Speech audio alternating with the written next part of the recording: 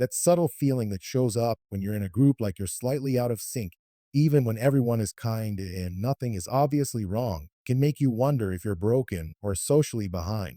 But psychology says that outsider sensation isn't a flaw, it's information your brain is registering something about how you process the world that doesn't match the group's rhythm.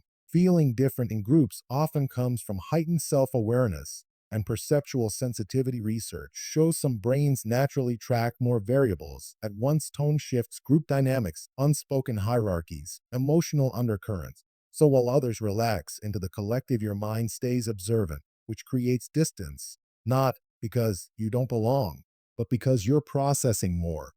Your brain is likely operating with what psychology calls field dependence awareness. You're not just part of the group, you're scanning it. This means you notice who's uncomfortable, who's dominating, who's holding back.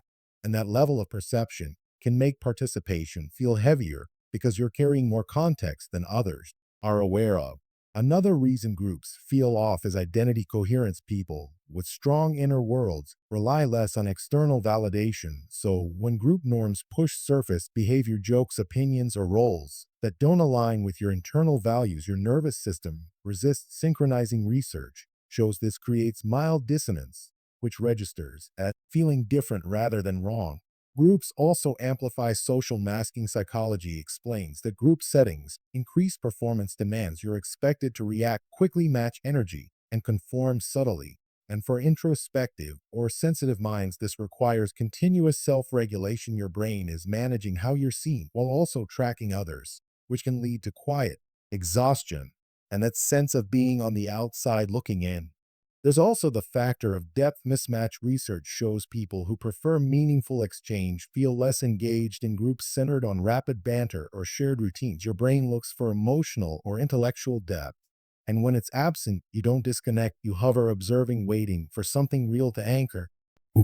Your feeling of difference can also come from nervous system attunement. Some people are wired for one on one resonance rather than collective energy. Psychology says these individuals regulate best through focused connections, so groups feel diffuse and overstimulating, not because you lack social skill, but because your system prefers clarity over noise.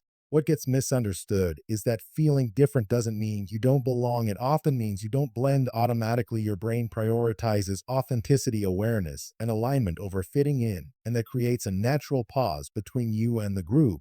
So if you've ever felt like the odd one out, even when welcomed, remember psychology sees this as a sign of perceptual depth, not social failure. You're not behind the group, you're adjacent to it, observing, interpreting, and choosing how to engage. You're not different because you're lacking, you're different because you're tuned. If this resonates, share it with someone who feels invisible in groups, and tell me in the comments where you feel most like yourself, one on one or in quiet spaces.